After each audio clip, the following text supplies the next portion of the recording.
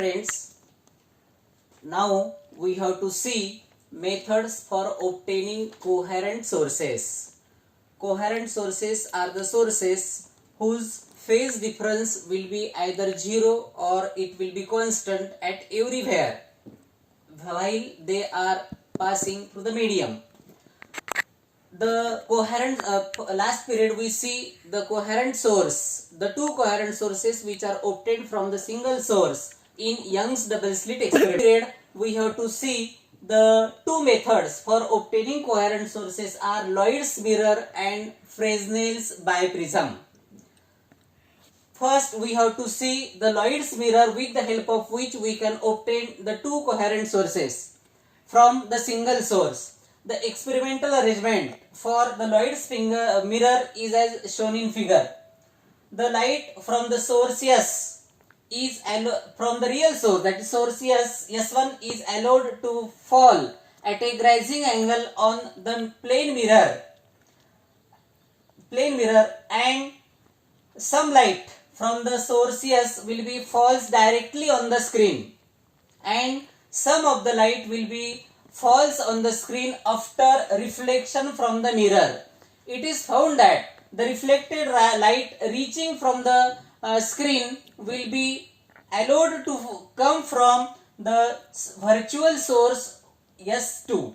That means we obtain the two coherent sources from the single source, and hence we obtain the two coherent sources.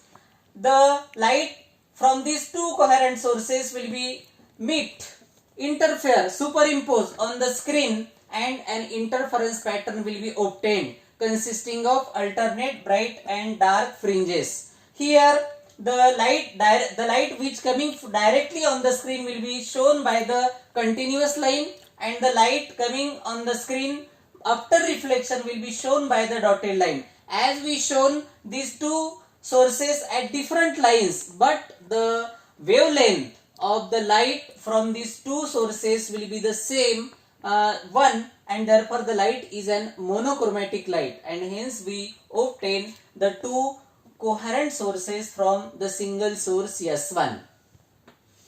Now the another method for obtaining coherent sources is Fresnel's biprism.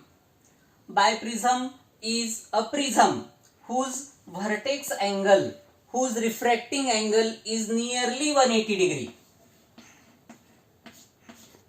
and this biprism is formed by joining two thin prisms with their bases joined to each other.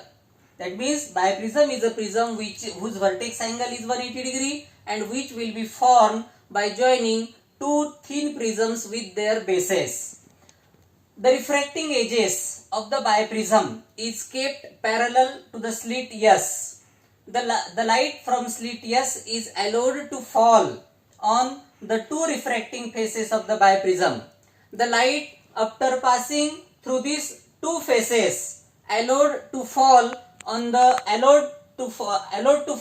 screen, and an interference takes place by showing a shaded region. This is the interference fringes shown by the shaded region. Interference fringes will be obtained in the shaded region. Here the light superimposing in the shaded region is allowed to come from the two virtual images S1 and S2 of the slit S. That means here the two virtual sources of the light will be obtained from S1 and S2. That means Fresnel's biprism is also used to obtain the two coherent sources from the single source. He used a biprism whose vertex angle is 180 degree, that is refracting angle is 180 degree. The biprism is made up of by joining the two thin prism with its bases. The refracting faces of the biprism will be kept parallel to the slit. The light from the slit S is allowed to fall on these refracting faces. The light after passing through these refracting faces interfere with each other, and an interference pattern will be obtained by showing the shaded region. The light superimposing in the shaded region is allowed to come from the two virtual images S1 and S2 of the slit S. That means S1 and S2 are the coherent sources which are obtained from the slit S. This is the Fresnel's biprism with the help of which we can obtain the two coherent sources.